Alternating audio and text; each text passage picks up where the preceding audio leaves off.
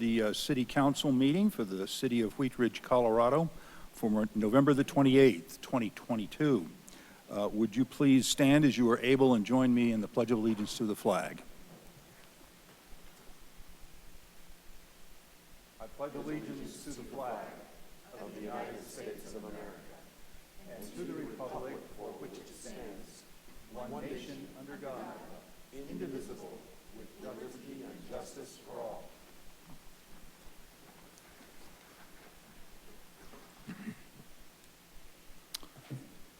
Thank you. Will the clerk please call the roll of the members? Janice Hoppy, Present on Zoom. Valerie Nasser-Beck, Present on Zoom too. and Amanda Weaver. I'm also here on Zoom. Thank you. Judy Hutchinson, Here. Corey Stites, Here. Rachel Altine, Present. Scott Ohm, Here. and Leah Dozeman. Here. Mr. Mayor, all 8 members of council are present, 3 virtually. We have a quorum. Thank you very much, and thanks to our virtual councilors for joining us. And if it's a little bit hard for me maybe to see you, I see you well on my screen now. So if you have, if I'm not looking at you, raise your hand in the virtual space. Councilors, before you, we have the City Council minutes for November 14th, 2022. Are there any corrections to be noted, or seeing none, we'll let those stand approved with our thanks to the clerk. We have no proclamations and ceremonies tonight. We are now at our we're going to approval of the agenda. Is there any changes to be made in the agenda? None. Seeing none, it will stand approved. We will go to now to our public's right to speak. And the members of the public may come and speak on any matter that is not on the agenda for a maximum of 3 minutes under the public's right to speak. If you are online and would like to speak, please raise your hand in the virtual format and we will bring you into the meeting. I have no one signed up to speak here on my sign-up sheet. Is there anyone here in the hall or anyone online from the public who would like to speak tonight? No, Mr. Mayor. Is your opportunity? Okay, seeing none, we will close our public's right to speak. We will go now to our agenda item number 1. Councilor Ohm, would you please introduce this item? Thank you, Mayor. Council Bill number 20-2022, an ordinance amending sections 22-58 and 22-67 of the Wheat Ridge Code of Laws to establish an exemption from the city's sales and use tax for carryout bag fees enacted by the state of Colorado. At issue, the Colorado State Legislature adopted a carryout bag fee effective January 1st, 2023, which by January 1st, 2024 prohibits all retailers with a few specific exceptions from providing single-use plastic bags.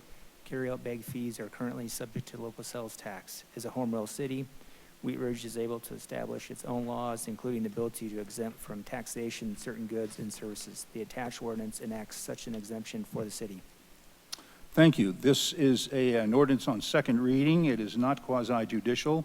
It is a public hearing, and I'm going to open the public hearing. And Mr. Goff, do you have a staff presentation on this item? We don't really. I'll add a few things, but Mark Colvin is here, our finance manager, if you have any questions for him. But this is fairly straightforward state law, and we have members of city staff that participate on the Colorado Municipal League committee that discusses issues such as this. CML does recommend that cities exempt the tax on this bag fee, and as far as we know, most cities in the metropolitan area are going to do the same. Okay, thank you. Before we go to questions of council, I'll open this up to the public. If you are from the public and would like to speak on this, now is your opportunity. Please come forward or raise your hand in the virtual format. And I don't see anyone with their hands raised or coming forward, so we will go to questions from council of staff. And seeing none, Mr. Ohm, may I have a motion on this item? Oh, wait a minute. I'm going to close the public hearing. And Councilor Ohm, may I have a motion on this item? Thank you, Mayor. I move to approve Council Bill number 20-2022, an ordinance amending sections 22-58 and 22-67 of the Wheat Ridge Code of Laws to establish an exemption from the city sales and use tax for bag fees enacted by the state of Colorado, and that it take effect 15 days after final publication. Second. We have a motion and a second by Counselor Stites. Is there any discussion on the motion? Seeing none, will the clerk please poll the council?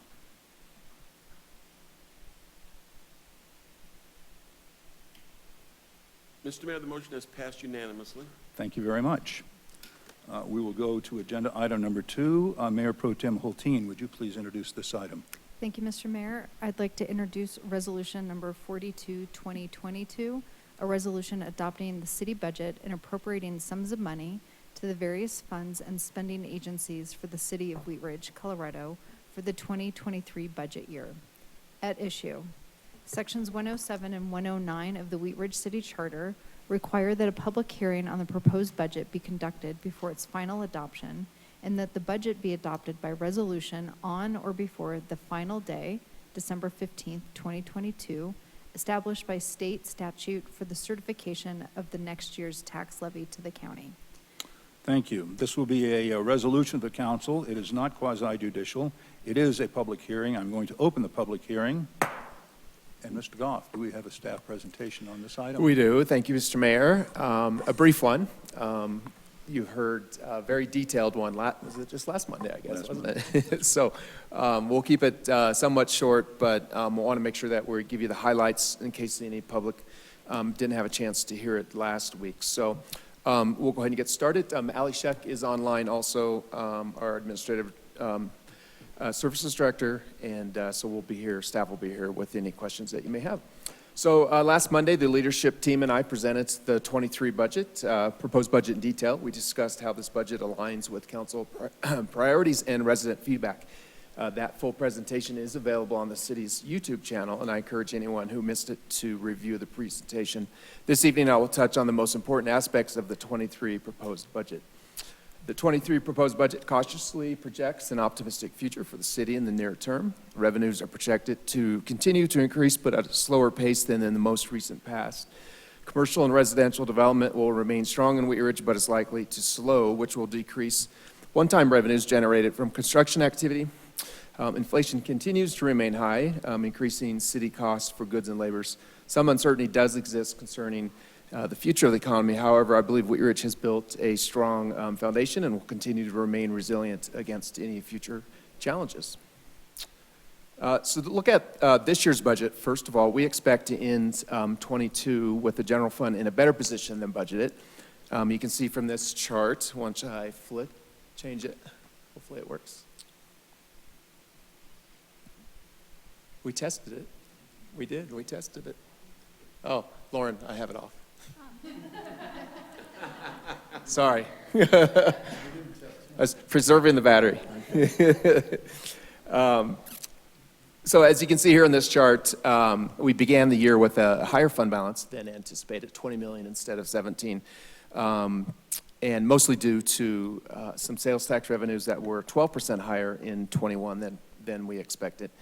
We're projecting higher revenues than budgeted, 52 million instead of 48 million, and lower expenditures than budgeted, 49 million versus 51 million, which leaves us with an estimated unrestricted fund balance at the end of this year, 3.4 million higher than originally projected, which is 34% of our general fund expenditures. So that's all good news. Now turning to 23, the proposed budget, we're proposing a budget all in for all funds, and this chart shows all funds of 92.5 million, the general fund being the majority of that at 51%. Overall, this budget is about a 12.5% increase over this year's adopted budget, which is about 10 million. This is largely due to planned capital projects in our capital improvements fund, our renewal Wheat Ridge bond fund, open space and conservation trust fund. So it's exciting because that additional 10 million is going to accomplish a great deal for our community with public infrastructure projects.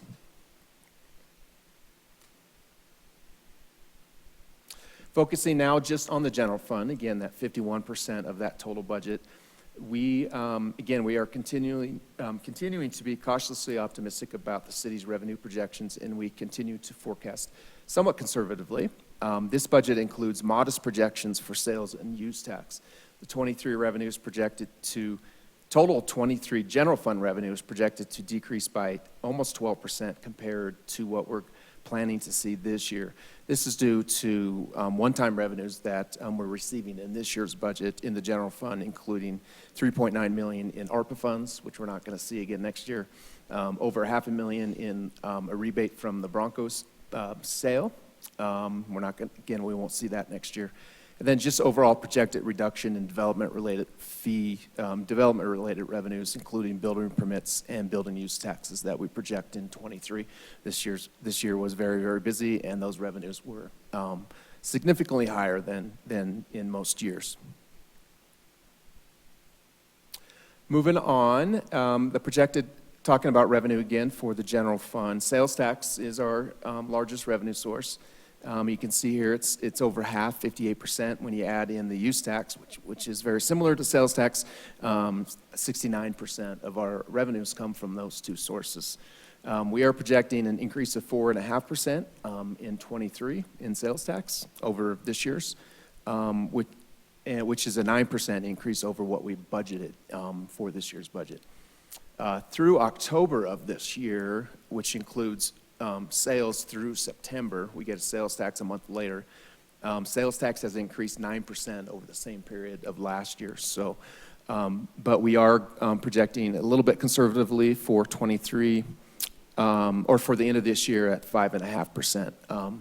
So right now we're almost at 9%, but we hope to stay at least 5.5% by the end of the year over last year's sales.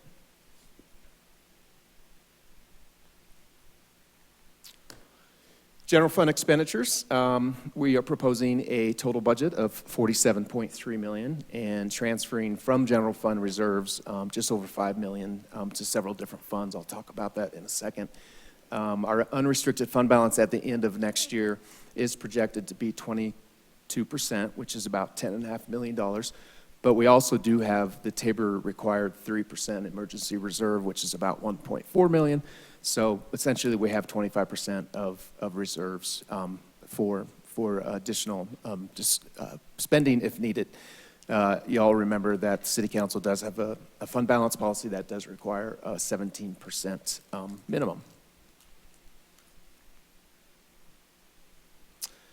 General fund expenditures broken down by department. As you can see here, the police department, and this has been fairly steady. I think at least as long as I've been here, it's always been around 30% of our budget. It has stayed that way. Police department is primarily people, and it's the largest department, has the most staffing, and which accounts for 30% of the general fund budget.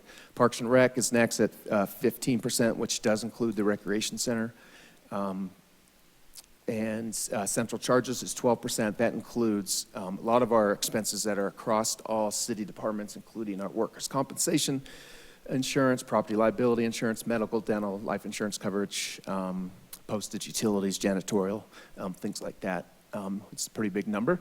Administrative services is our internal services with HR and finance, IT, purchasing, those types of departments. That's 12%. General government is you all, City Council, City Clerk, City Manager's Office, Economic Development, and our City Attorney's Office. That's at 9%. Public Works, 11%. Community Development, 8%. And Municipal Court, 3%.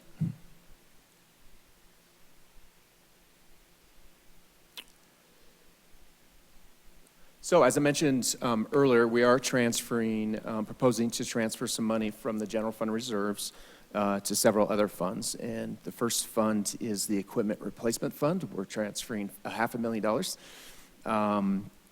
That is to continue saving for the city's a new enterprise resource planning system, which we've been talking to you about for quite some time. We're right in the middle of that. That's really our internal financial software package, and there's many different modules, court module, HR module, different modules. It's really our internal structure.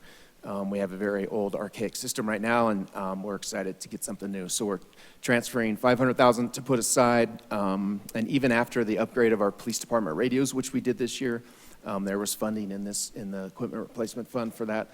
We will have over $744,000 saved for our new ERP system. So we don't know what that final cost is going to be yet, but we have a good amount of money set aside for that. So we're excited about that. Also transferring 1.7 million of our ARPA dollars, their restricted funds, to the open space fund. And we'll talk about what projects that will fund here in a bit. And finally, $3 million to our capital improvement fund. That's just an annual transfer we make to our capital CIP budget for capital projects on an annual basis. Just a few real high-level items that are included in the 23 budget that go to meet some of the city's priorities. We have about $935,000 in fleet replacement budgeted. That does include a new snowplow. As you heard last week, we are increasing our laneage in the city with some of our new projects on the west side and north side of town. So we want to make sure that we have the equipment needed to maintain those roads. We are planning to do a new updating our comprehensive plan. It's been over 10 years. And it's time to do that, so we have money in for that. And included with that will be an economic development study. We have some money in the budget for that. A new e-citation system for our police department, which will make it more efficient for them to operate in the streets and keep our officers on the street more often. Kind of some cool things for our publics, a GPS tracking system for our snowplows. Again, we talked about this last week. Residents can track our snowplows to see when they're going to be on their street. We're going to look at doing an update to our stormwater master plan and coming back to council with some recommendations on how to address some of our stormwater needs. New cyber initiatives to make sure that our systems are secure in case there is another cyber attack on our system. And then new employees. We have 11 and a half new full-time employees. 5 of those are full-time lifeguards that we hope will help us bolster staffing in that area to reduce our pool closures that we've seen over the last year or two. And then moving on to some of the larger capital projects in our CIP budget, we have, it's a $26.6 million, $6 million budget, and the majority of that is for the Wadsworth improvement project, hopefully finishing phase 1 and potentially starting phase 2. $3 million for our annual preventative street maintenance, slurry seal and asphalt repair, concrete repair on our roads. $150,000 to keep our striping, bike lanes, and different crosswalks and center lane striping up to date. And as I mentioned on the last slide, $100,000 for a stormwater master plan update. Whoops. And a few more CIP projects. We have $1.5 million in for some bike and pedestrian improvements. And those include a missing sidewalk on Wadsworth, on the west side of Wadsworth from 32nd to 35th, which will connect with the new improvements on as part of the Wadsworth project. So 23 will do the environmental and design work for that. And then some bike and ped improvements on 35th Avenue between Teller and Sheridan that will connect with what the city and county of Denver is doing to provide some additional bike lanes and pedestrian improvements there. Our neighborhood traffic management program continues to be very popular. We have increased that budget over the last couple of years to $100,000. We'll be coming back to you this next year to look at that program to see if we can enhance that. $100,000 for a much-needed traffic signal master plan. We're, as I mentioned earlier, with the new developments across the city, we're new owners of new traffic signals, and we need a master plan for that. And then also ADA improvements across the city. We have an ADA transition plan, and we're beefing this budget up quite a bit also, $75,000 a year. That will accommodate, accommodate not only ramp replacement, but also concrete grinding to correct uneven sidewalks and to eliminate other trip hazards. Oops. And a few more CIP projects. We have just over $329,000 included in the budget for some city hall improvements. Majority of this is for courtroom security enhancements. We have some $200,000 in for GIS updates and a city datum conversion. Lauren explained this last Monday. As she said, this is a less exciting and less visible project, but most surveyors use GPS field equipment, which relies on a specific coordinate system or datum. The national datum was updated in 2022, and in turn, we'll be completing an update of the city's datum and GIS to align with the national coordinate system, which is important. That will require some outside consultant help to do that. And then $25,000 to do a gateway signage program to look at our branding and wayfinding and welcoming signs into the city to see what we can do to enhance that. The Renewal Wheat Ridge issued bonds last year, I believe. Was it last year already? Yeah. And for several projects in the I-70 Kipling urban renewal area. We have $6.6 million that is budgeted in the Renewal Wheat Ridge Bond Fund. We're going to approve areas around 32nd and Youngfield with some bike and pedestrian facilities. And then the Youngfield corridor will see some enhancements with the new fencing and signage and landscaping and lighting to make that a more welcoming environment for the city's western gateway. We'll invest in the Wheat Ridge Recreation Center. The center is almost 25 years old now. It's still beautiful, but it needs some repairs, and it's very well used. So the bond fund is going to help with a new roof, replace a new roof, new heating units for the center, repairs to the bridge that goes over Lena Gulch, and a new parking lot. So we're very helpful, or that's going to be great ability to use some of those bond funds to make some improvements and maintain a quality asset in our community. And let's see, what else? Oh, and then also the bond fund has some funding in it for some improvements at the Wheat Ridge Ward Station area. We are finalizing the design for a pedestrian bridge over the tracks and a trail down to the frontage road. And some of the funding is going to be used for that. Now moving on to some parks and recreation special funds, specifically the Open Space Fund and Conservation Trust Fund. The Open Space Fund has a budget of $6.3 million, and that includes the $1.7 million in ARPA funds that I mentioned earlier that will be transferred from the general fund reserves. That will be used for Tabor Lake Trail improvements, Fruitdale Park Playground resurface, and Panorama Park tennis court replacement. Also included in the Open Space Fund is funds for the green on 38th Avenue, Clear Creek Trail improvements, and community garden expansion and ball field improvements. Conservation Trust Fund has a budget of $665,000.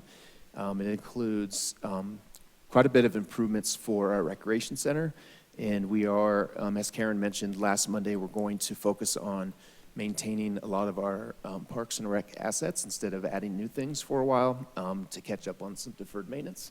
So we're excited to be able to put almost $665,000 into some of those projects. Lap pool resurfacing, leisure pool resurfacing, treadmill replacements at the rec center, new pool chlorinator replacement. So again, some of those not very exciting items, but things that we still have to do to keep up with those assets. And as I mentioned again, we had some ARPA funding. Very excited to be able to use that for some community programming. We're projected to spend last year and this year about $1.5 million of our $7.9 million that we received, and the 2023 budget includes another $2.4 in spending. We have to spend our 7.9 by 2026, so we're working our way through that. The 23 budget will include funding for our homeless navigation program, food insecurities with some funding for community table, behavioral health care, some funding for Jefferson Center for community programs, and a clinician at the Wheat Ridge High School. Preventing and responding to violence, we have some money in there for to offset the telephone reporting unit in our police department, which will allow our police officers to stay out on the road more, and non-sworn individuals taking calls in-house. So we'll have, again, as I mentioned, we'll have a little bit more funding in '24 and '25 to spend, and we'll bring back a spending plan to you in the near future for that. And as always, we provide funding for some of our agency partners who do a lot of work in our community, specifically Local Works. Their '23 budget is $253,500, a significant decrease from last year. The Wheat Ridge Business District will continue to receive $90,000 on next year for their community, their business grant programs. And the Carnation Festival will receive $125,000 for our annual festival. And that is it. Mayor and council, we are here for any questions that you may have. Okay, thank you very much, Mr. Goff. A very nice presentation, and I think it should be noted that annually your group receives awards for your presentation on the budget. We appreciate that, and well done. Before I go to questions from council, I'd like to open it up to the public to speak on this item. If you would like to speak, you may come now to the podium. And if you are online, raise your hand and we'll bring you into the meeting. And I don't see anyone here in council chambers wishing to speak, and I don't see anyone online, so we will close our public's right to speak on this and go open it up to questions from council. Mayor Pro Tem Hulteen. Thank you, Mr. Mayor. Thank you, Patrick. That was a breakneck speed budget presentation, especially considering how much is in it. I believe this was in the memo, but I just want to confirm with the neighborhood traffic management program that we're carrying forward $25,000 from this year, as well as earmarking $25,000 for next year that will go specifically towards enhancing crossings and safety around our schools. And with council's recent interest in supporting the students that are going to be re-articulating with the school closures, that those funds would be eligible for those activities. Yes, correct. Thank you for bringing that up. I failed to mention that. It is in the staff memo, but you are correct, and we're making that happen, and that might be a point of discussion at our special study session this evening. Okay, great, thank you. And then this is just totally rhetorical, but it is worth asking. In the budget, I hear from constituents every now and then through email or dialogue about how much their property taxes are funding our city. And I know most of us in the room know this, but it's always worth bringing it up during budget season about how much of our budget comes through property taxes. Yes, great question, great point. Our general fund revenues, property tax makes up about 3% of those total revenues. Our mill levy in Wheat Ridge is 1.830 mills, which is one of the lowest in the metro area. And you know, I get it that most individuals don't understand or don't see that, because when they get the property bill, it's fairly large. But you have to realize that there's many taxing districts on that property tax bill. The school district in the county being the largest. Wheat Ridge is a very, very small portion of that.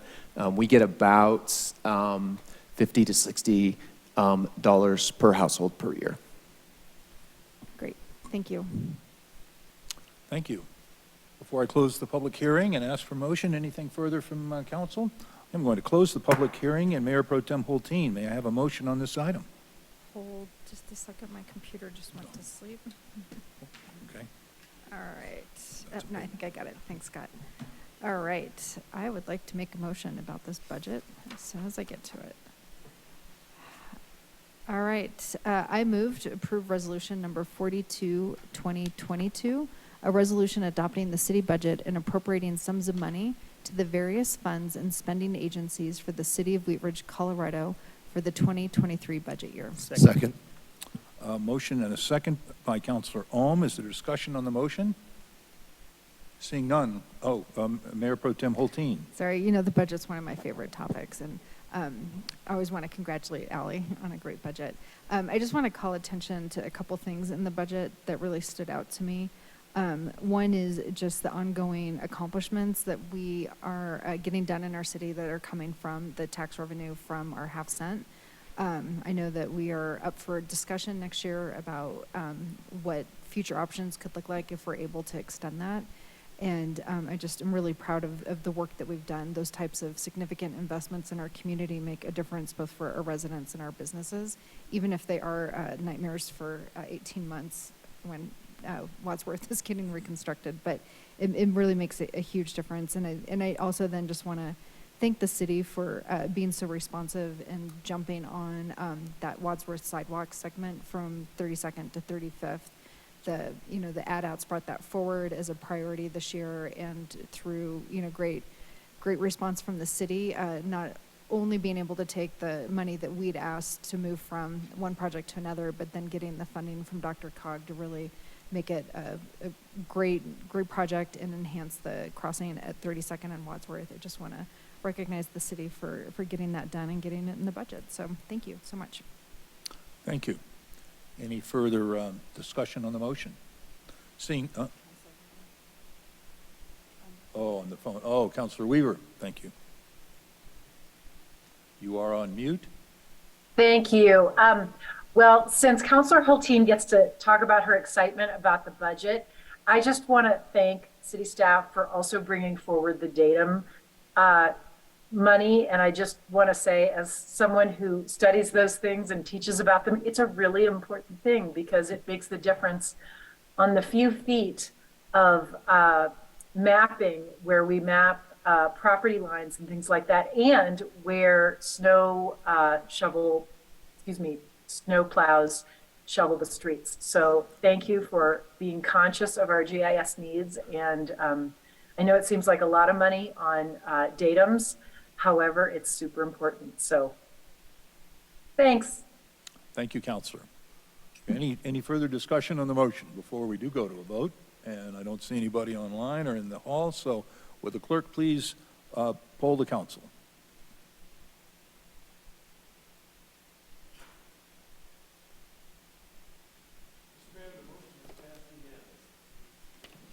Okay, thank you very much. We will go to agenda item number 3. Councilor Weaver, would you please introduce this item? I would be happy to. Item number 3 is Council Bill number 22-2022, an ordinance amending the Wheat Ridge Code of Laws to permit composting under prescribed conditions. The issue is that the City of Wheat Ridge Municipal Code includes a definition of nuisance in section 15-25, which could be interpreted to prohibit composting. The purpose of this ordinance is to clarify existing language in the municipal code and allow composting. Thank you. This is an ordinance on first reading to set the date, time, and location for a public hearing. May I have a motion on this item, Councilor Weaver? You may. I move to approve Council Bill number 22-2022, an ordinance amending the Wheat Ridge Code of Laws to permit composting under prescribed conditions on first reading, order it published, public hearing set for Monday, December 12th, 2022 at 7 p.m. as a virtual meeting in the city in city council chambers if allowed to meet in person on that date for COVID-19 restrictions, and that it take effect 15 days after final publication. Second. We have a motion and a second by Mayor Pro Tem Hulteen. Would the clerk please poll the council?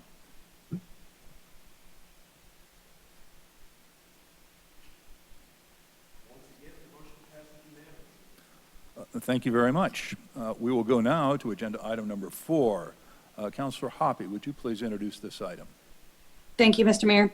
Resolution number 43-2022, a resolution levying general property taxes for the year of 2022 to help defray the cost of government for the city of Wheat Ridge, Colorado for the 2023 budget year. At issue, this resolution authorizes the levying of property taxes for the 2022 fiscal year to help defray the cost of government in 2023. Thank you. This will be a resolution of the council. Mr. Goff, do we have a staff presentation on this one? Nothing to add to this, except that this is just a requirement. It has to be done by December 15th after the budget's adopted, submitted to the county. In order to change a mill levy in the city, we do have to go to the vote of the people. So you can't change it. But we are debruced, as they call it, from the Tabor revenue limit. So We don't have to do any refunds, as you may have gotten a refund check from Jefferson County recently. But otherwise, it's just a formality to set the annual mill levy. Okay, thank you very much. Before we go to questions from council, we'll open this to the public. If you would like to speak on this, come forward now, and we'll be happy to hear you on this item. And anyone online, I don't see anyone with their hands raised, so we'll close that. Public's right, and go to any questions from council before I ask for a motion. Okay, Councilor Hoppy, may I have a motion on this item? Yes, Mr. Mayor. I move to approve resolution number 43-2022, a resolution levying general property taxes for the year of 2022 to help defray the cost of government for the city of Wheat Ridge, Colorado for the 2023 budget year. Second. There's a motion and a second by Councilor Stites. Is there discussion on the motion? Seeing none, will the clerk please poll the council?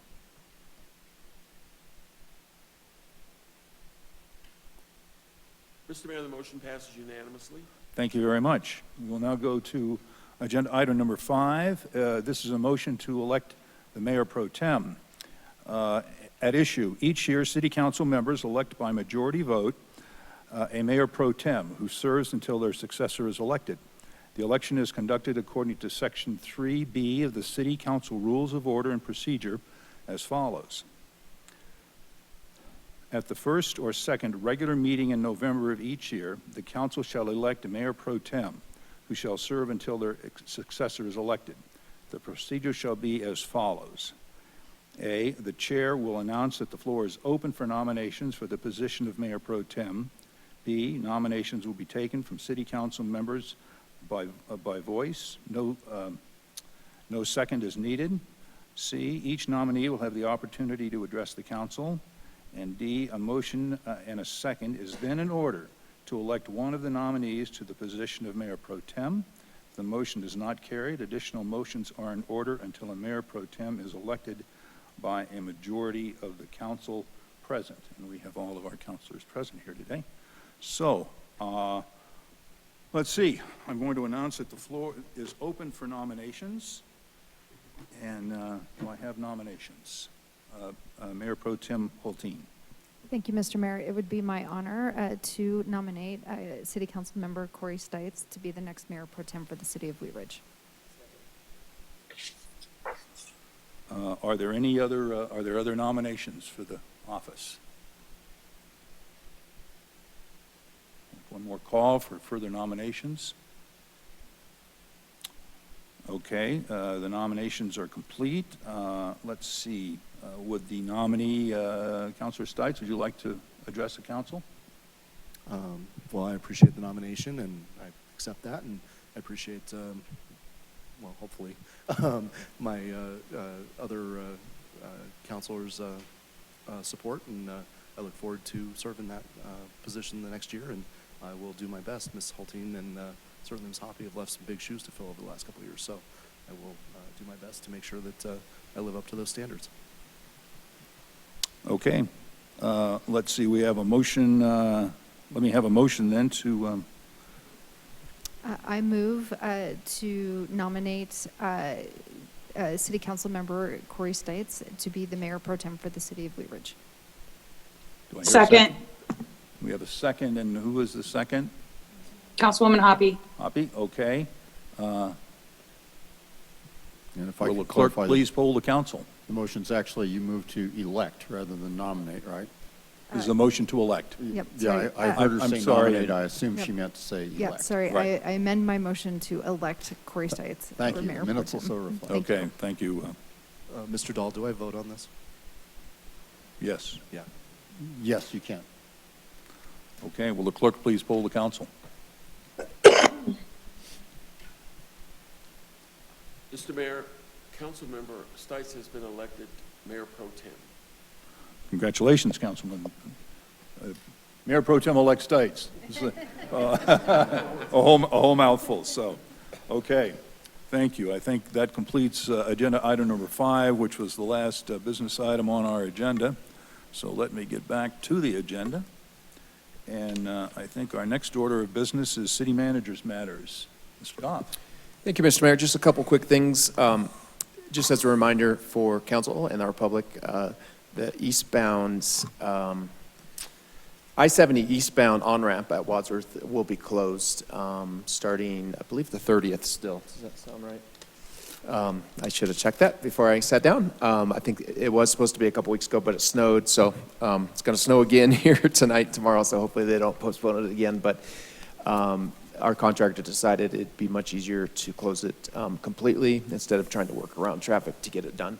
So just keep in mind there are some detours on the city's website that we recommend to get around that. So keep an eye on that. And thank you, council, all for responding to potential dates for a retreat. It looks like the January 20th, 21st is the date that works for everybody. So we'll be getting some additional information out about agenda and what that looks like. So less than a month away here. Thank you. Thank you. City Attorney's matters. Mr. Dahl. Nothing tonight, thank you. Thank you. We'll go into elected officials matters, and let me start with Councilor Nosler-Beck.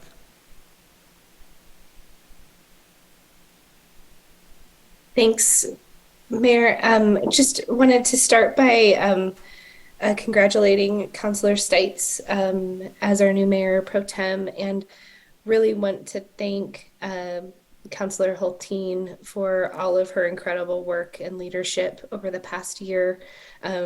It takes so much work, and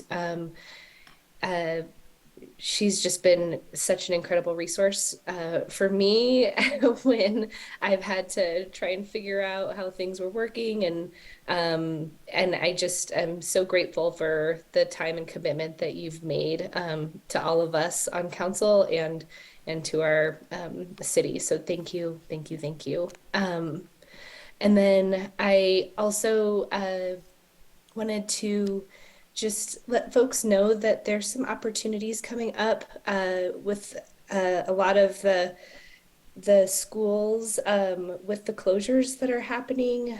For example, on December 1st, Wilmer Davis is going to have an open house at Stevens Elementary School. So opportunities for the families to see some of the schools you'll be transferring into.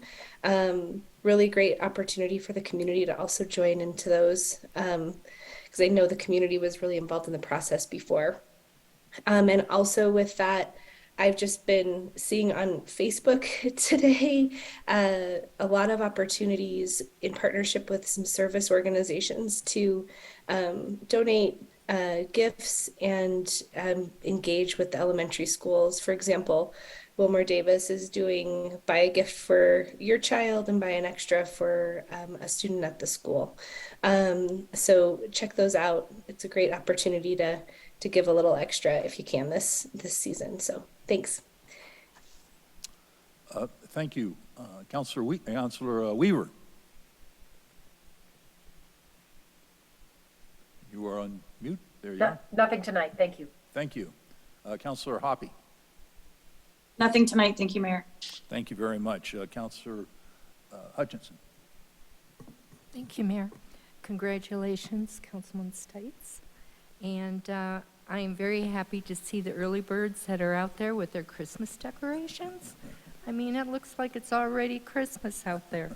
And already the snow plow drivers have been out a couple times down the road when we've had some snow before. And I just love those guys, or whoever is driving the plows. But it's great. I'm glad we have the snow plows. Thank you. Thank you. Councilor Dozman.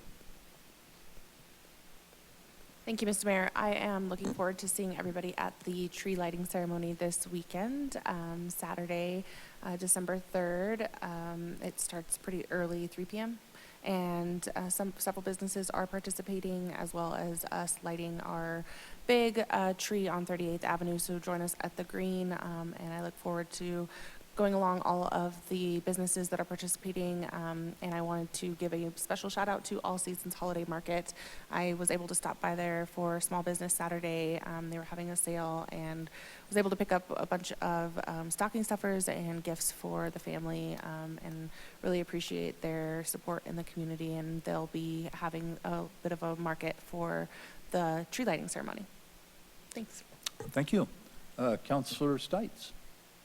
Thank you, Mr. Mayor. I think Ms. Nosler-Beck hit a lot of my points regarding the schools. I know if you visit both Color Strand and Wilmore Davis's Facebook page, they have links and stuff for people to be able to donate and or see what people need for those gifts. Along with what she said as far as Wilmore Davis and Stevens having their meeting, Color Strand and Prospect Valley is having an open house 6 to 7 on Thursday this week. So people are invited down to Prospect Valley to it will be the old school, not the new school yet. The new school should be open in January, which is pretty exciting. I know we'll have a ribbon cutting for that. A couple weeks ago, I was able to join the city manager and Councilwoman Hutchinson and Councilor Ohm at the end of the year local works meeting. I was pretty excited. Personal Achievement Martial Arts was nominated as Philanthropic Business of the Year. We lost to Clancy's, but congratulations to Jeff and at Clancy's. They do a phenomenal business over there. I again want to thank all the councilors for their support in being Mayor Pro Tem this year. I look forward to the challenges and working with Mr. Goff to help set the agendas a little bit. And I do want to thank Councilwoman Hulteen. She's done a phenomenal job this year, and like I said, set some big shoes to fill. And along with shopping local, if you can find your gifts here in Wheat Ridge, find them and buy them here. Thank you. Thank you. Councilor Ohm.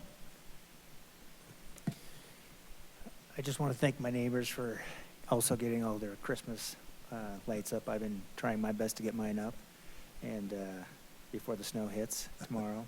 And then I also went out to Esther's with my family this weekend over by Gold's there. That's a nice little establishment, so if anybody hasn't tried that, I would encourage them to stop by and support them. Thank you. Thank you. Mayor Pro Tem Hulteen. Well, I'm not the Mayor Pro Tem anymore. All good things come to an end. Yeah. So first of all, I just want to congratulate Councilmember Stites. You'll do a wonderful job. We're really fortunate to I'm looking forward to the next year working with you. And I do not have big shoes. I wear a size 6.5. They're relatively small, but I do have a big mouth. So, but it's fun work, and this is a really great council to work with. And we're really fortunate to be serving at this point in time with such competent city staff and such I think good peers to work with. So we serve our city well, and I'm looking forward to the year ahead, especially all those dollars that we just approved to get spent. It's been brought up already a couple times, but the schools are doing holiday stores.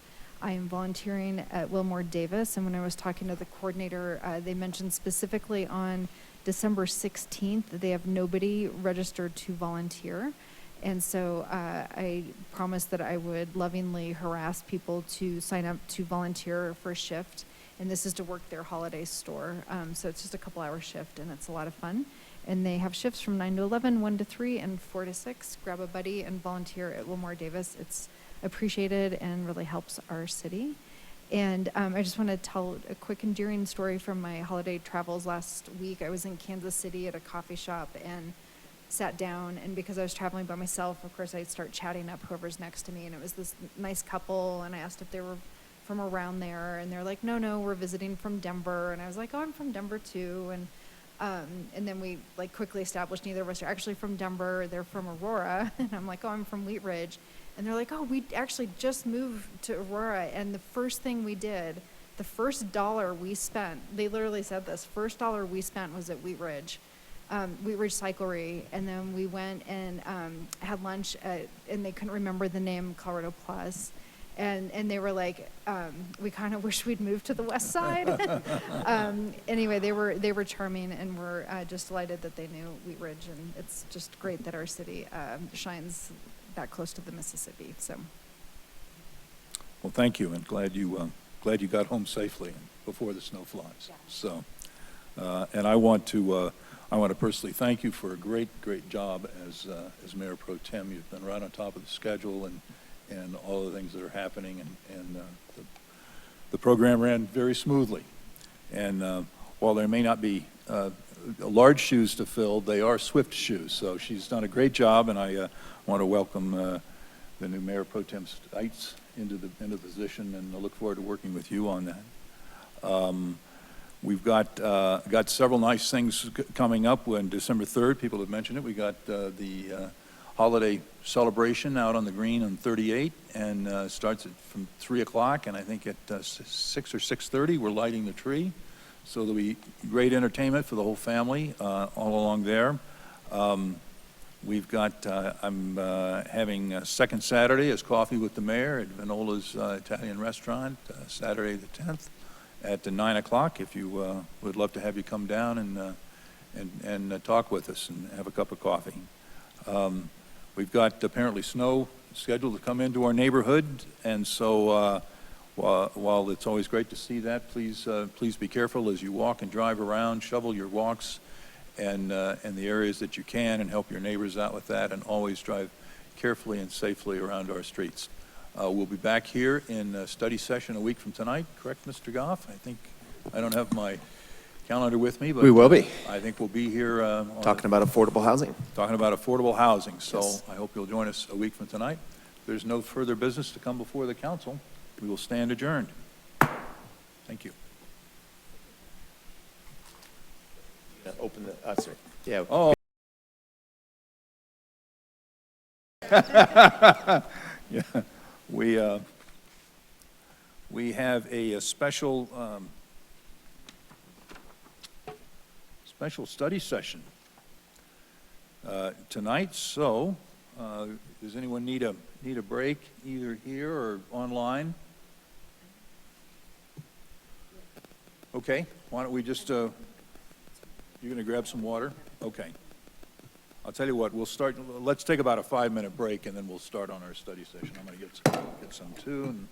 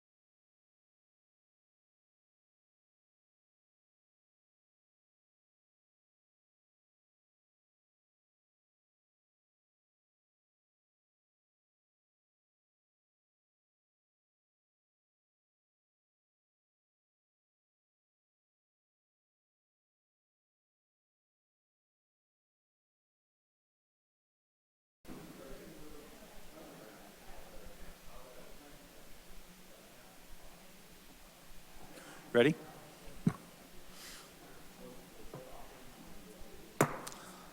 I'd like to call to order the special study session for the City Council for the City of Wheat Ridge, Colorado for November 28th, 2022.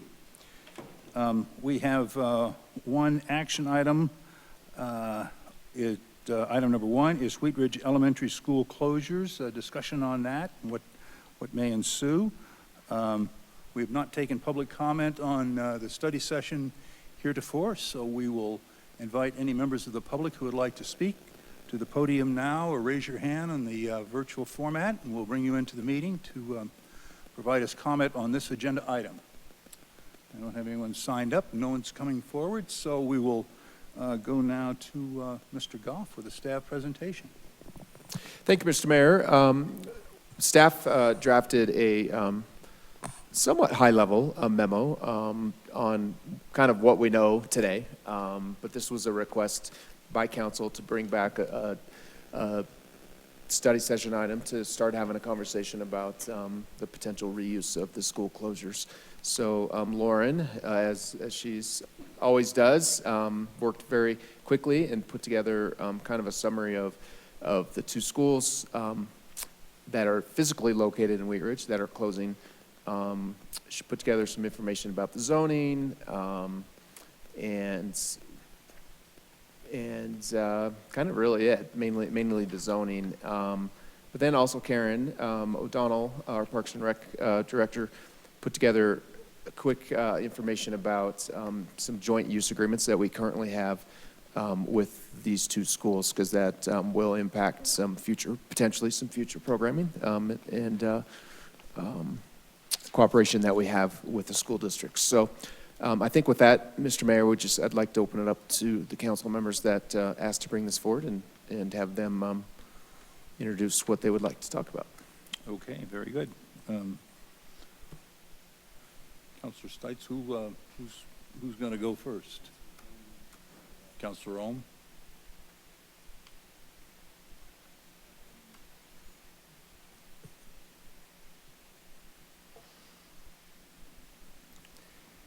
Yeah, I think the issues, I'm glad that staff brought this up. Some of the issues that I'm trying to think ahead, and it's really critical that we're having this conversation now and doing some of this homework. It was very enlightening that, to see kind of, what the current zoning is and kind of what we can or cannot do. I definitely have some concerns over what the possible could be, and how much, I guess, control that we would have as a city of the type of use down the road. I know it's going to be hard to kind of navigate, I guess, because it is a school, it's owned by the state, and they have certain rights.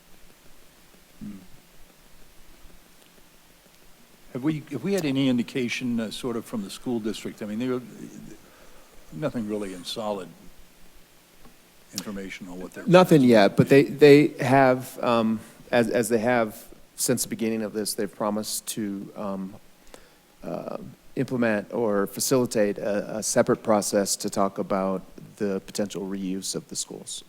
And they don't have any specific dates yet, but I did have lunch with the superintendent I think last week, and they are going to be moving forward with that process. But again, no specific dates yet, but they're hoping that will start in January, and they want to really meet with each community and each neighborhood around those schools and have specific outreach meetings with those neighborhoods, because obviously whatever happens in those schools will impact those neighborhoods.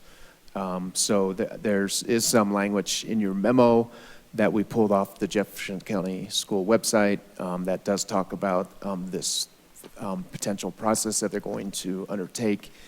And, they're looking at various purposes, including but not limited to family resource centers, newly developed workforce housing, city-managed recreation centers, program space for nonprofits or childcare providers. So that's kind of what they've thrown out right now. But again, they really want to hear from the community.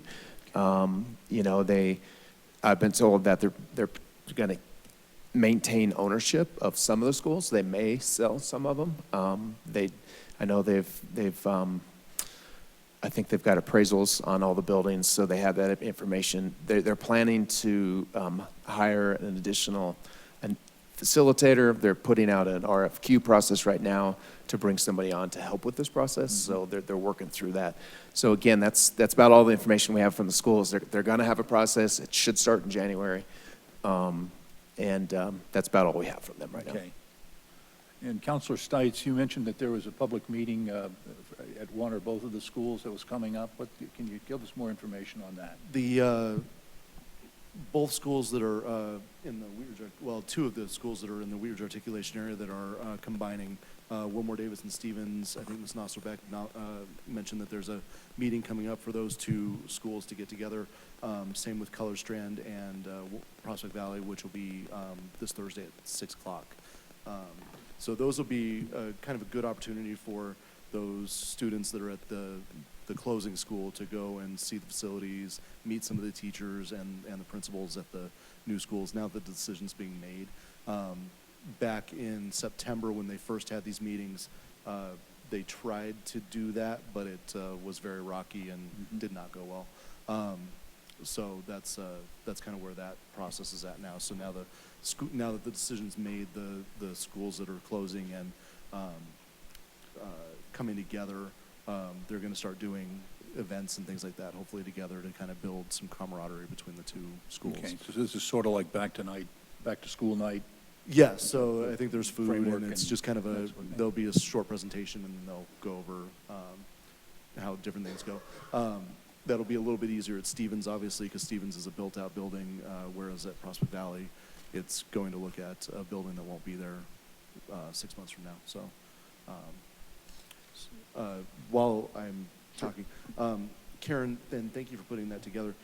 As far as like the new playground at Color Strand, and maybe it's in here and I just missed it, what's the process with that? I know we help pay for it as a city, and is it required to be there for a certain amount of time, or can they go in and bulldoze it tomorrow, or how's that work? It is required, I believe, to be there for the life of the playground, which is listed at 20 years. So we're partway into year one. Okay. And they are responsible, the school district is responsible for maintaining it. Interesting. Okay. So those obviously will have to be some of those discussions that we have. It's going to be unique to every school. And, you know, it's great Karen outlined this now so that we will be prepared to have this discussion. I'm going to make sure that they're well aware of this before they even start planning their meetings. So we'll get this information to them also. Was there, I know some schools have like an easement, like an education easement, like the property has to be, was there? There's one, it's in Westminster. So they're working through that. They're trying to figure out, I think, what they're going to do. Yeah, there's the city deeded the property for that school, and as part of the deed, it had to be used for educational purposes. Got it. So they could use maybe some other type of educational process in the school. But neither Color Strand or Wilmore Davis No, have that. So that's not my understanding. It's just the one. potentially Wilmore Davis could be sold and turned into housing or whatever. Potentially, I believe, unless there's something out there that we don't know. Yeah. I know some members of the Davis family that sold that for $10 to the school district Yeah. a number of years ago, and they're fairly Oh. upset about this. Mm. But well, we all know one of them. But Counselor Hulteen. Thank you. This is actually a question that's kind of an extension of this conversation. So can Lauren or Patrick, can you clarify, so if the school retains ownership of, we'll just say Wilmore Davis, since it's in my district, is there any restriction on what they can do with it? Like, because it's a little confusing, right? Because they're not subjected to the zoning. So if they decide to retain it and like, can they redevelop it and kind of do what they want? Or would they actually have to go through a rezoning process if they wanted to change the use on it? Or is it only if it changes ownership that then it's subjected to its existing zoning or rezoning? Yeah, good question, and that's a good segue. Mr. Dahl was prepared to kind of give that overall and discussion to respond to Councilmember Ohm's question about the zoning and restrictions. So turn over to Mr. Dahl. Terrific. I'm glad you both raised that issue. And you're right to be concerned, but there really are limits. School districts in Colorado benefit from a statute that really gives rise to your question. And that statute says that school districts can ignore local zoning and local building codes for the purpose of citing a school building or school-sponsored activity that has to be, an educational operation of the school district. And when they're building that school building, they don't have to comply with the local building code, and instead they have their own building inspectors. And so that's the extent, though, of their preemption, if you like, that lets them do that. When they are doing something else besides school, resident, housing, workforce housing, any of those other kinds of things, they're just a property owner. And like any other property owner, they have to come through full review. And if the zoning doesn't allow that, they're going to have to rezone. If they build something, they're going to have to go through the building code. If it's site development, it's site development review. So they're just another property owner. When they're doing school facilities, there is also the arena in which, beyond just the citing of the fact we're going to have a school there and here's the building, that's really the extent of the preemption. And so we've actually, I think even here in Wheat Ridge, had the experience and the opportunity of leaning on the school district to have them go through our local review for things like traffic, curb cuts off of streets the city owns. The statute doesn't relate to that. It says the citing of school buildings, basically zoning. And the school districts across Colorado are not above, they're not beyond asserting that statute lets them ignore, requirements like outdoor lighting kinds of issues on athletic fields, noise complaints on, band practicing, that kind of thing. And the business about the streets, other utility connections and things like that. But in my mind, it's pretty clear that their exclusion really is school buildings, the citing of school buildings, and their construction. So that leaves a fair amount of room for city regulation. A little bit of a gray area as they enter into some kind of agreement with another educational institution for some educational use of the building. I think they probably have a better argument there. So school buildings, it's still a school. But those are the things the city can't regulate. But as I said, that's limited, and the school district knows that. And occasionally we've had to remind them of the limits on the preemption authority that they have. Yeah, they're well aware, I'm sure, and will not be surprised when the city says, well, our zoning applies. If you're going to do anything besides a school, you need to come see us. So there's that. Thank you. Questions or comments? Councilor Stites. Just for example, how much say or how much sway has the city had with the building of the new Prospect Valley building? Almost none. Good question. I was going to actually turn to Lauren and speak to that because, no, that's a great example, and we do have some input on that. Yeah, it's limited. So they notified us just sort of by letter when they intended to draw up plans for the expansion. And then they did submit to us, which has been a longstanding agreement, sort of informal agreement, that they submit the traffic studies to us. So we saw a traffic analysis because they did modify the circulation pattern on the property pickup drop-off. And then they more recently, when they started to discuss consolidation, said they were going to amend the traffic study to present to us again. So I'm not sure if we've gotten that amended traffic study, but that is the bulk of what our review has focused on, is that traffic analysis. Okay. Yeah. So we don't have an updated, you don't think we have an updated traffic analysis for PV? I know they intend to give us one based on the assumption of consolidating and having the additional students in there. They let us know that, but I'm not sure if the engineering division has that yet or not. Okay. Yeah. Because we received an email from the principal about a month or so ago, very, very, very concerned that somebody's going to die on the way to or from school, basically on 32nd or Parfait or one of those, Pearson. So, and, you know, really, most of that traffic, we're not gonna be able to do much about because it's on 32nd. So is there, because the traffic management, our neighborhood traffic management program doesn't really extend to 32nd because it's a thoroughfare, right?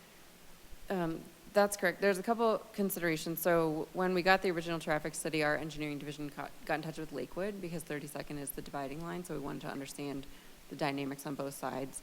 We got in touch with Lakewood again to let them know another study is coming with updated numbers. And then Maria DeAndrea, our public works director, and I were just talking this morning. There is a process that we are starting to, and we'll do sort of outside of the NTMP to understand what is our traffic control, where are signals, where are stop signs, where are crosswalks, where are sidewalks, and certainly for pedestrian routes, try to identify where we can make the improvements that were, we had budgeted earmarks from last week's discussion. Where can we make improvements, and where can we sort of broadcast to the public what are the safest routes, or what are the routes that we're making improvements to?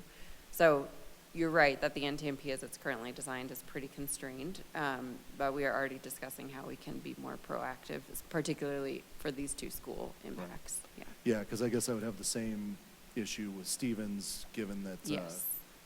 those kids are not going to have to cross Wadsworth Yes. and walk down 38th or 44th, right? So Yes. that's going to be a mess. Thank you. Counselor Nosler-Beck. Thanks. So I'll just kind of back to the usage of the properties. In some of the conversations that I had with the school district through the closure process, it was made clear to me that there's like 5 uses that you can use that in that, you were talking about this, Jerry, about the statute, and there's these 5 uses, and I would like it if the city, when we're talking to the school district about those community engagement meetings and things like that, that's at the forefront of the conversation so that the community engagement isn't led astray, where we start to have conversations about what could be there and kind of get our hopes up if it doesn't fall into those 5 usage pieces of the schools. I'm just a little wary of going out to the neighborhoods and getting the input, and then it not fitting into what the neighborhood wants, even when they've invested their time and stuff. And I don't want to not do the community engagement. That's not what I'm getting at. I just really want it to be clear and upfront at the very beginning. And so I don't know if that's, Patrick, when you're having conversations with the district about that, or I can elevate that. But just a concern. Well, I think it really depends on it depends on what they hear from what I've been hearing. It depends on what they hear from the community. They haven't decided which schools they're potentially going to keep and which ones they're going to sell. So if they sell to a different user, it could be used for many other options, if I'm understanding your point correctly. Yeah, but there's like 5 uses that it has to be for. So like one could be that it's sold to another charter school, or it could be sold to another entity that fits like, and so and that might be what the neighborhood gives feedback on, but I just want that we're within the scope of what's out there, because it was a lot of what the conversation was about when I was talking to some of the school board members. Mr. Dahl? In response to your point, council member, the school district may well be saying these are the 5 school uses that we believe that we can continue to make of these properties, and that's fine, and those would benefit from this exemption that I'm talking about. But as was pointed out, that's just the 5 uses they could make and still take advantage of their immunity from city zoning. But of course, as pointed by the by the mayor and Mr. Goff, they don't have to choose to continue to use it for a school use, and they can lease or sell to someone else who then has the ability to apply for any use that's allowed in that zone district or to apply for rezoning to something else. What I think is maybe the main point you're making is the school district's messaging, I guess, needs to be clear about what the potential use of the properties would be if the school retained them and what the potential use of the property would be if they disposed of them. If they retain them for school purposes, then that's limited, and that's great, and the neighborhood probably would appreciate hearing that. But That's exactly what I was getting at, Jerry. Yeah. I have cold medicine brain, so thanks Okay. for saying that yeah, the way I meant it. I think it's very important that the school district, your point is the school district shouldn't be messaging, these are the 5 things, and the neighborhood believes that that's the total exposure of things that could happen, because that's not true. And the school board, in the end, would make the decision to sell, lease. They could lease it for a school purpose. They could lease it for a non-school purpose. And in that context, as I mentioned the earlier question, they're another landowner. If they want to lease it for a non-school purpose, that's got to be subject to the city's zoning. So to follow up on that, though, if they were to, they could lease it for any under use by right, any of the uses in the zone that it currently exists. Yes, that's So correct. if you look at the list of things they can do, you know, produce stands and that sort of thing, all of those would not require a public process for them to do that. Other than potentially site development, you know, for reworking the site. but The review, Yeah, the normal review in an R whatever, R1 or R2, I guess, in this, whatever that normal review would be. that's exactly right. Thank you. But just to be clear, if I may, Yes. if you're referring, Counselor Nassler, back to the 5 bullet points that the school district put out, that does not align perfectly with our residential zoning. So they, for example, included workforce housing, which is usually a multifamily product, and that is not a permitted use in R1 and R2. So I agree with you that we want to make sure that whatever message or hopes the school district is conveying is in alignment with our zoning to the extent the zoning will have to apply because it may not be an educational use. Likewise, daycare centers, privately operated daycare centers are not a permitted use in a residential zone district. Now, we could change the zoning code if we wanted to say any property over 6 acres could be permitted to be a daycare center, or we could talk about a zone change. But yes, managing community expectations in terms of what the school district wants to do and what the zoning would or would not allow is going to be paramount in my mind. Thank you. Counselor Stites. Thank you, Mr. Mayor. One more question, for now at least.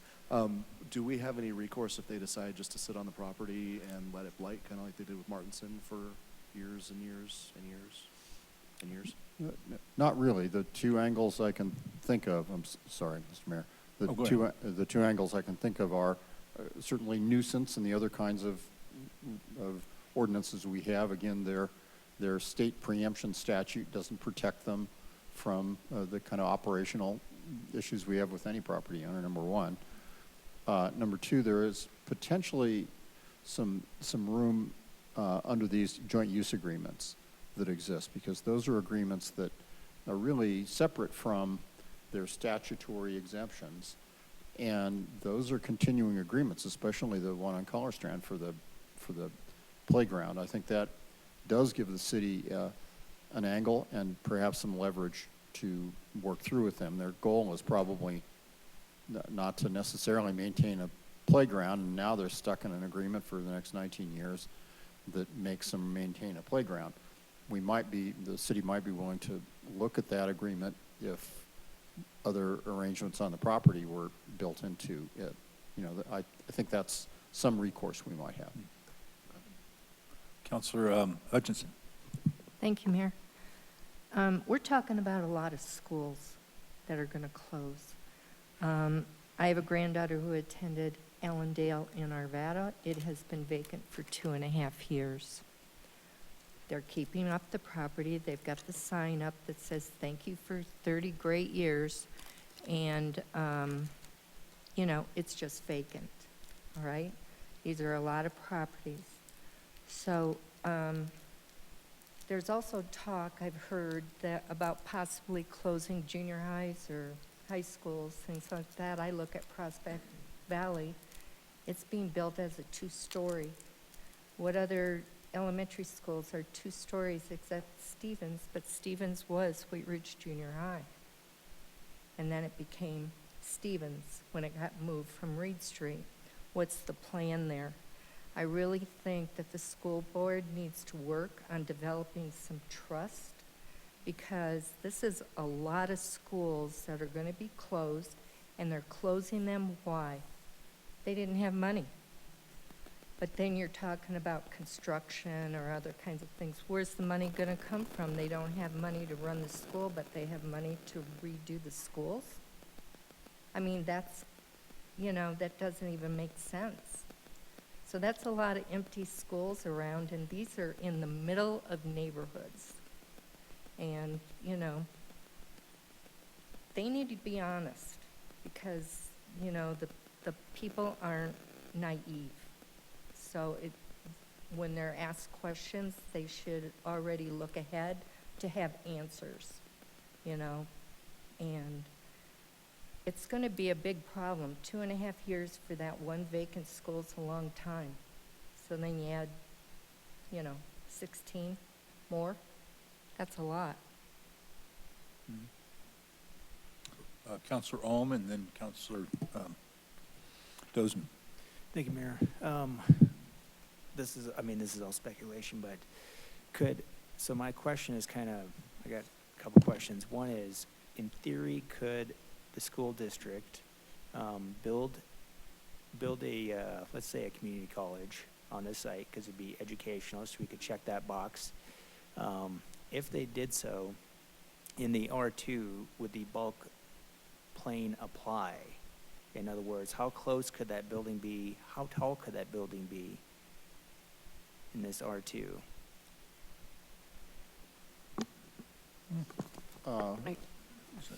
I can take that. Yeah, So want to in take that the one? Thank you. residential development standards table, the very bottom row, which we very rarely use, says all other uses, and 35 feet is still the maximum height for those other uses in the residential zone district. Okay, thank you. And then I had one person ask me a little bit ago, what about the possibility of one of these schools becoming a library for the city? Is that a possible reuse? Without constructing anything new, but just adaptive reuse, is that possible?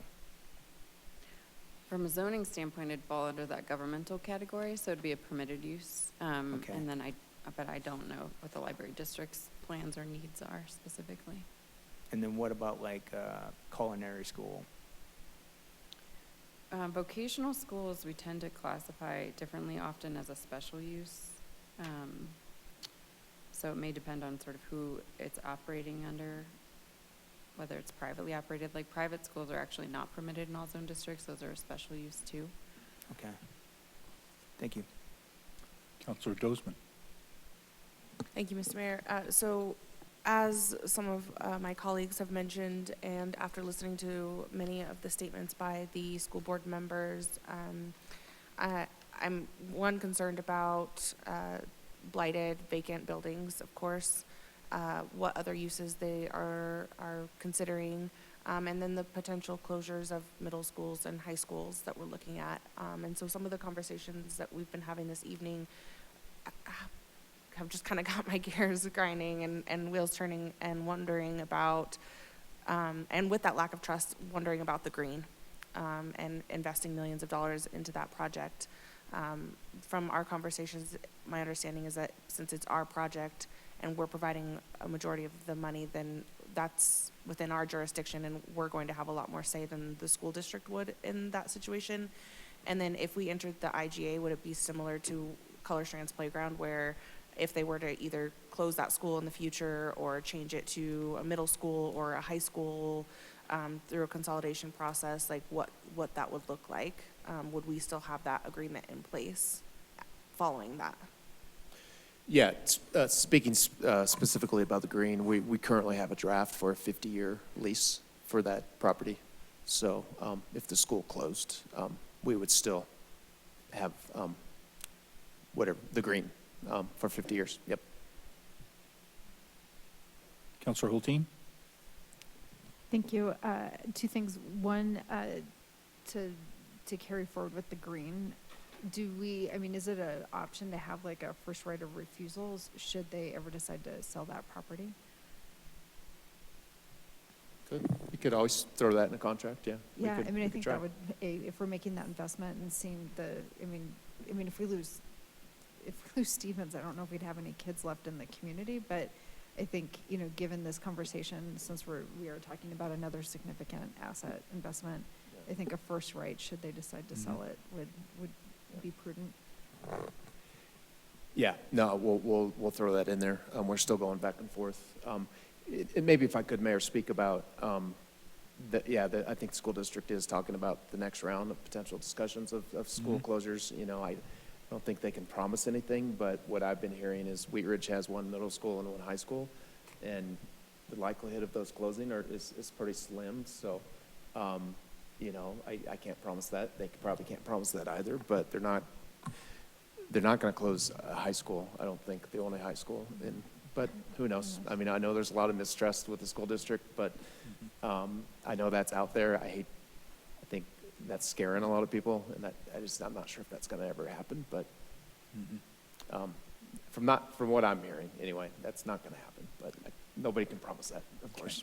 So then my second question, so I feel like this has been really helpful discussion because, this has been a lot of things happening somewhat quickly for our community, and there's a lot of misinformation and confusion, and aspects of this conversation are going to be coming back to the dais, I'm guessing again and again. But there was some urgency to bring this forward quickly since the district starting its outreach conversations, and again, no one really knows what those are structured. Is there any opportunity or anything that's been identified that would be prudent for us as a city is a need we have, where we could proactively let the district know that either we'd be interested in leasing the school, or this is something that's been identified through a planning process, whether it's Let's Talk or comp plan or something else, where we've identified a need in our community that we'd like to see those properties used for. I guess I'm asking if we can advocate for something that we know we'd like, so that we are less susceptible to their whim, which we probably are anyway. But and I say that my kind of last qualification here is, I'm wildly optimistic by nature, and there is maybe to some extent a benefit to having a repurposed school that could get retrofitted back into a school at some point. Should our numbers, make the case for that, and of course, building new schools is good, but to recite them on existing school properties would make sense. So that's a complicated question, but so can we advocate for a use that would serve us to make sure that this process is benefiting our community, and yeah, I guess that's really the question. Thank you. Sure. Did you keep up with that? Yeah, I stayed over. Thank you. And that's happening in other communities. They're having discussions about specific uses. I think we need to identify what we want. And do you want to have that community process also with the neighborhoods, which the school district is planning to do? I'd hate, are we gonna go down this our own road on this, or are we gonna try to work with the school district? I think it could cause some complications if we don't try to work with the school district in some format. They own the properties, right? So, if you guys have ideas about potential use, I suggest we start having those discussions, or we coordinate with the school district on their community meetings, and saying, hey, this maybe we present at those meetings. This is what the city's looking at, as an idea. Well, I guess I was kind of pushing the question. Let's just play ping pong here for a second. I was kind of asking you guys, when you identified leasing the building over off of 45th and Wadsworth because you had facility needs, do we have needs that we've already identified, whether they're facility needs or community amenity needs, that we have somewhere already identified that we could be looking at? Is this a match that would make sense for us to advocate for? The one thing that comes to mind, so we did recently kick off the first week of the outage, so whenever that was, first week of September, the city's first facilities master plan. So, we hired a consultant, Stantec, to do that work. They've interviewed all departments and toured all city facilities, so we don't yet have their summary of their current recommendations or needs, but the timing is really good to better understand that. We use a Parks master plan to dictate sort of more the open space that we need, but the facilities master plan focuses on the vertical building structures and sort of parking lots and storage that we'd have as a city. So I don't know, I haven't been involved in enough of those conversations, and Maria's leading that project, but she and I talked about that last week too, about trying to get some preliminary glance at that so we can talk to the school district before they maybe talk to too many other people. Well, and maybe as an example too, to look at from our past, when Martinson closed back in 2012, I believe, we did have a process where we looked at potentially buying the property for a satellite rec center on the east part of town. And we went pretty far down that route, and in the end just decided not to. I think we were actually, as part of that, looking at moving or not building the Hopper Hollow, right, Park, is that what it's called, off of 44th, in its current location, and maybe moving that to Martinson and opening that as a satellite rec center. That fell through for different reasons, but that was kind of one example of the city being a little more proactive. Again, it was I think one school closing at that time, so there wasn't this huge process by the school district to try to find a use. I think it took 5 years for them to backfill that with the current use. So two things that come to mind just kind of as we're talking. One is just a little bit to my heart, but there's a lot of movement in our community around like a art center. And I know we've got the maker space that's kind of a quasi art center, but that comes up. And in the memo, there was some numbers in there about the field usage at Colorstrand for accommodating our growing youth sports program. And if we want to grow our schools, growing our sports is really helpful. So I just want to bring to the forefront that there are amenities that the schools offer that align with some of the things that we've identified as a city we like, and we shouldn't be afraid to ask for it. And maybe they'll lease it to us for $10 a year to make good on some history. Mr. Goff, do you mentioned that they were bringing someone onto their staff in order to be a liaison or a point person. So how do you anticipate that we might play a meaningful role in engaging with them? Well, I think they're hiring, they're doing an RFQ or RFP process to bring on a firm or individual to help with this community outreach process. Okay.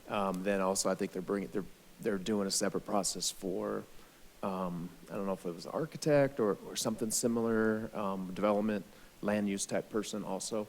And my understanding is those folks or groups will be facilitating and running these community meetings. So beyond that, they haven't reached out to us directly to talk about how they're gonna interact with us.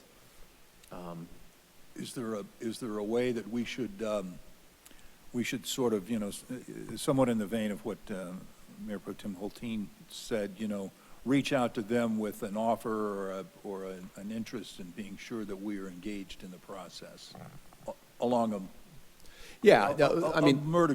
lot of levels. That's obviously going to happen. And again, as I mentioned, I had lunch with the superintendent last week, and all the city managers are engaged with the school district at the management level at this point.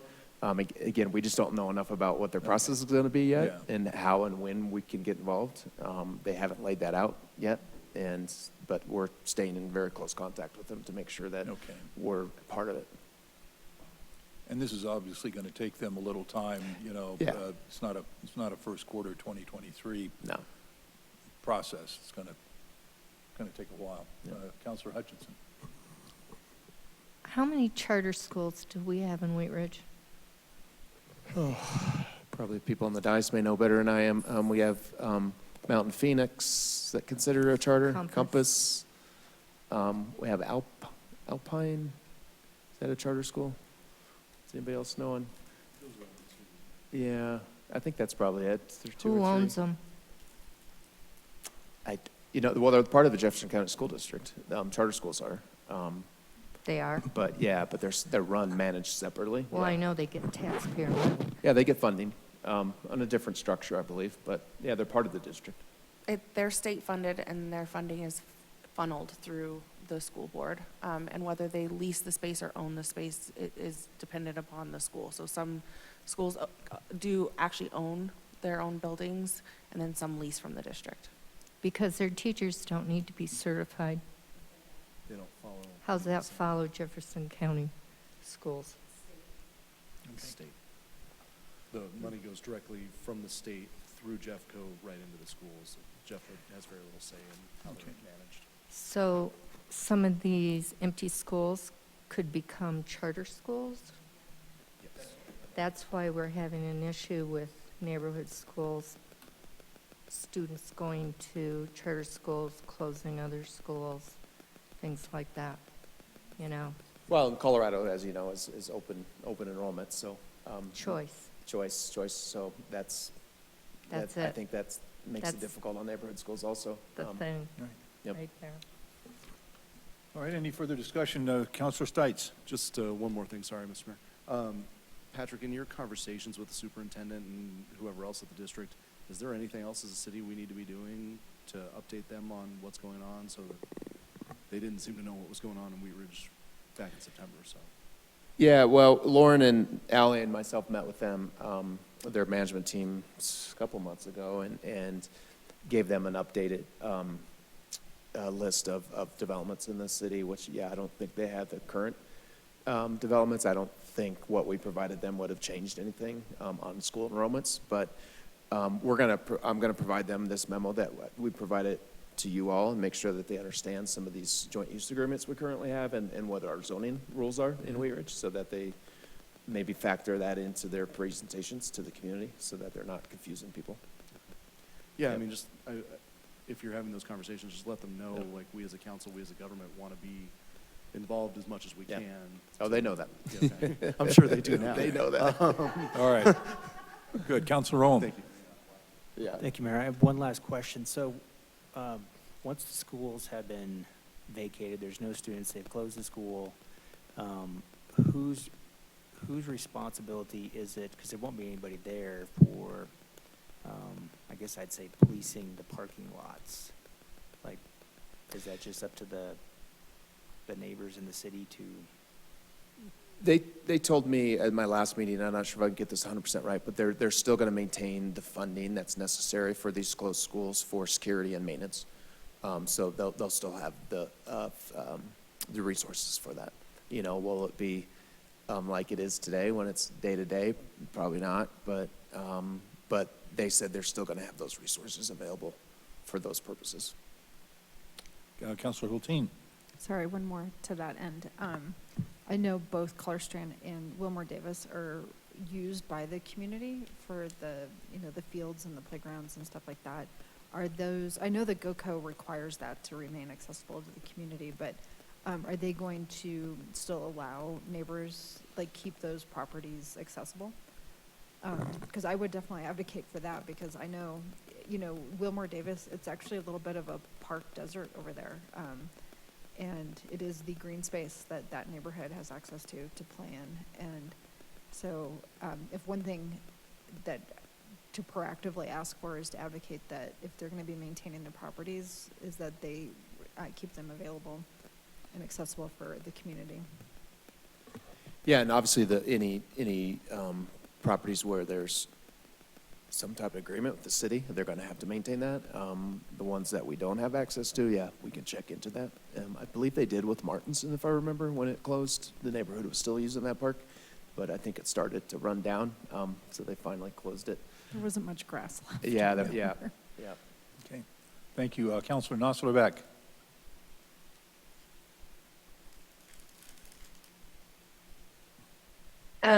Thanks. So this conversation has been really enlightening, and I appreciate all of it.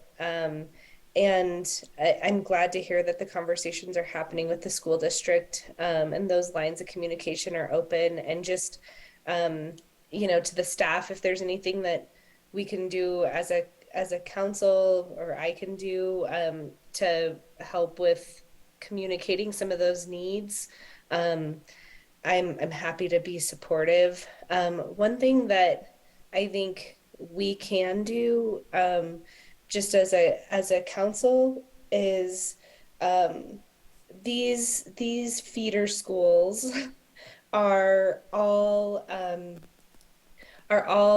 like, it's happening.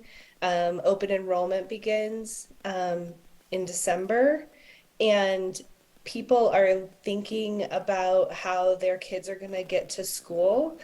And one thing that I'm really hopeful we can talk about sooner than later, and it sounds like with the passage of the budget tonight, we have that funding for safe crossings, and really focusing on that. But I do think that we need a robust plan for how we're going to be educating the families and the neighborhoods about how they access these schools. And we should do it sooner than later, because the worst case scenario is that people decide not to cross from Wilmar Davis over to Stevens into that neighborhood, and we don't have the enrollment to keep that school open. And so anything we can do to encourage people to go to their schools, anything the city can do, I think that the transportation and safe crossings is just so important in all of that. And so I'm just asking that we keep that in mind and get working on it as soon as we can. And we are, as Lauren mentioned, that Maria, our Public Works Director, has already started that, looking at those two neighborhoods to, it'll take a little bit, but to figure out what the different routes might look like. Well, and I think maybe, Patrick, what I'm getting at is how we do some outreach once some of those options are out there, or even just letting the schools, like letting Color Strand and Wilmore and stuff know that this is in the works, would really help out families that we're working on it. Because right now it doesn't feel, just people aren't, I'm sure they're not assuming the worst, but they're questioning it. It's almost like over communicating it. And I'm happy to, do that at Wilmore and communicate that. But if there's anything we can share, it'd be great. Thank you. Any further discussion on that? Because it was a great discussion on this item. So, all right. We'll go into item number 2, staff reports. Mr. Goff. Nothing else this evening, thank you. Okay. I want to start with elected officials' reports with our clerk, who I apologize to because I skipped you on the last round. Not a problem. I'm hiding over here. Just an endorsement of what Councilmember Holmes said about Esther's Restaurant that opened recently at Gold Marketplace. Any evening you can't get into the West 29th Street restaurant because it's too busy, travel on down 32nd Avenue to Gold Marketplace and patronize them. They are a good operation. They have several sites around the city, and they are an excellent pizza place, sports bar, whatever you want to call it. I highly recommend it. Thank you, Mr. Mayor. Just made me hungry. I was wondering about dinner. Any other elected officials' reports? Anything else to come before this special study session before we adjourn? Okay, we stand adjourned. Thank you.